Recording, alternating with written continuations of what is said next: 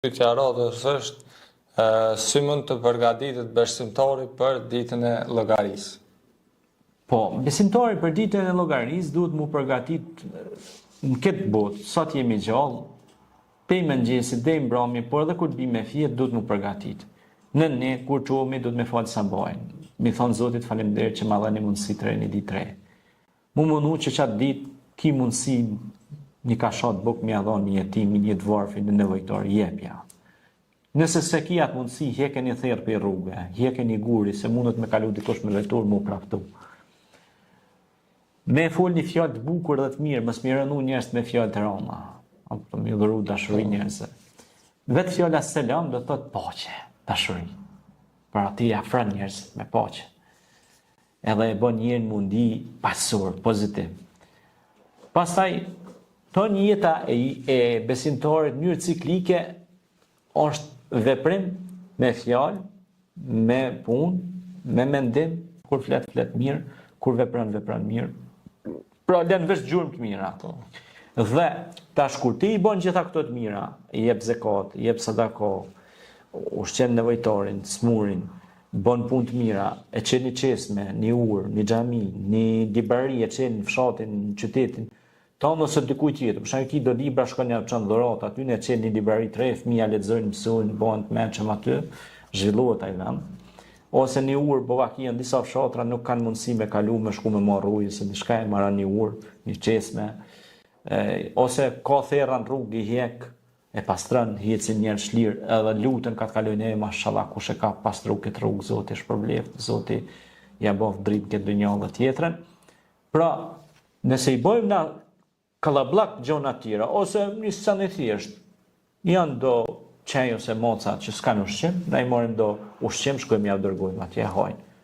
Na duhet të kemi kujdes edhe për kafshët. Po. Jo më për njerëzit, se njerëzit gjithsesi. Pra, shtimi i veprave të mira, innal ladhina amanu wa amilus salihati ulaika hum khairul bariya. Ata që bëjnë vepra të mira janë krijesat më të dashura tek Allahu. Inna Allaha ma'al muhsinin. Zoti është me bamirësit.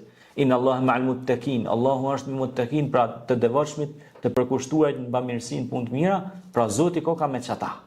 E çata mos të kenë frikë as drojtje për asgjë, sepse në llogarinë e tyre, kalkulatori i tyre është i mbushur me punë të mira dhe ata ndjejnë komand dhe nuk kanë frikë. Faleminderit Hoxh, vazhdojmë me pyetjen e radhës, kjo është pyetja e fundit. Çfarë shpërblimi ka për ata që e kujtojnë shpesh kiametin dhe veprojnë për të përgatitur për të? Po, shpërblimi është shumë i madh sepse njerëzit do të m'ia kujtu vazhdimisht që kanë me dhënë llogarinë një ditë, se po kujtojnë që do t'i marrin gjitha këto pallate të fortifikuara, gjitha këto pasuri e kapitalin ndryshme, do të po kujtojnë që kanë mi marrë me vete gjitha ato toka ose pasuri që i posedojnë këtë botë. Me paskon që i merr i kish marrë Karuni, që ne kemi biseduar për rastin e Karunit, i cili thonë gjitha këto i kumbo vete, harroi Zotin, në fund të harroi gjithçka dhe kujtofti që u bë veç ai. Në fund përfundoi edhe ai me gjithë pasurinë e tij për piu toka. Kështu që duhet m'ia kujtu shpesh njerëzve për mos mu bë njerëzit mendje mdhaj, për mos mu bë të vrazhët, për mos mu bë arrogant, për mos mu bë të pasjellshëm, duhet m'ia kujtu edhe me thonë, nalo pa. Mos i hin hak atij tjetër, mos e poshtro tjetrin. Por dhe kujdeso edhe ndaj vetes, ndaj shëndetit që posedon, sepse edhe shëndeti është begati prej Zotit, ta ka dhënë Zoti shëndetin, duhet kujdesesh. Pastaj kujtimi është, Zoti thot në Kur'an, përkujto se përkujtimi u bën dobi besimtarëve. Pra, ti kur ja u përkujton, atyre u bën dobi, pra ju bën hajër, ju bën mirë. E prandaj ne kur ja u përkujtojmë tjerëve, ata ndalen, por ne kur ja u përkujtojmë tjerëve, si ja përkujtojmë vesh tjerëve, na e përkujtojmë edhe vetes tonë. Po. Sepse se por, ti kur flet e dëgjon veshi jetën, e artikulon mendja jote, mas por e artikulon, e dëgjon veshi jetë, po edhe e shpreh intonacioni ose vokabulari i yt, pra vokalet e tua, se gjuha jote është të shpreh një gjatë tillë. Pra, se por i uji kur del te burimi, apo? Ka në rrugë mas pori, burimin.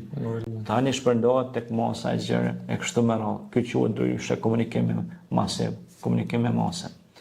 Kështu Kështu që ne kur komunikojmë me masën do i tregojmë se ka një ditë llogarisë, ka një ditë që do të japim hesab te Zoti i Madhërisëm, atëra i nolet a kandaler se pas na rona gjumin epidemik, si që thotë pejgamberi selam an-nasu niyam idha mamatu intabahu, pra njeriu është sikur me kon flejton, kur të vdesi del gjumi, po atëherë shumë vonë. Se Zoti i thot pejgamberit, po na thot edhe ne, ja juhal mudaththir kum fa anzir, o ti mbuluar, o ti fjetun, çu se nuk është momenti për të fjet, duhet të lëvizësh. Është momenti kur orari kur me flet. Por është edhe orari kur me vepru vepra, sepse atëherë mushet ajo. Sanduku i madh ose mizoni se peshorja e madhe e llogarisë dhe ne shpërblimi për Zotit madh. Faleminderit, Allah shpërblim. Faleminderit, kjo ishte gjitha për sot. I falenderoj të shikuesit që na kanë përcjellë dhe ju uroj një ditë mirë. Faleminderit.